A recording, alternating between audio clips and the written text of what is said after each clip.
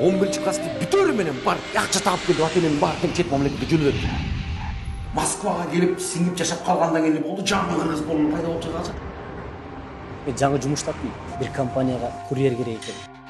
Бул жумушта эң негизгиси ылдамдыкта. Чыгып сүрөткө тартасың, ордунан жылып кетет. Выйдите из машины. Вы подозреваетесь в хранении наркотических веществ.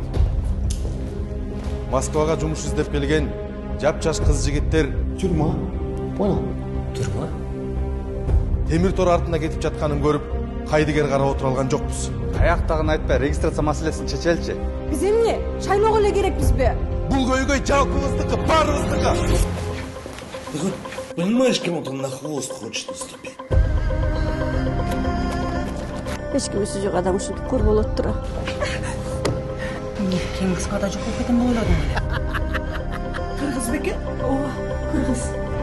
По нашим понятиям, мой брат перешел все границы. С какого перепуга мой брат должен пострадать от ваших понтов? Мени бул жерден канча адамдар чектеп атат. Айылга барсам жашоо жок мага. С отбыванием наказаний в исправительной колонии строгого режима.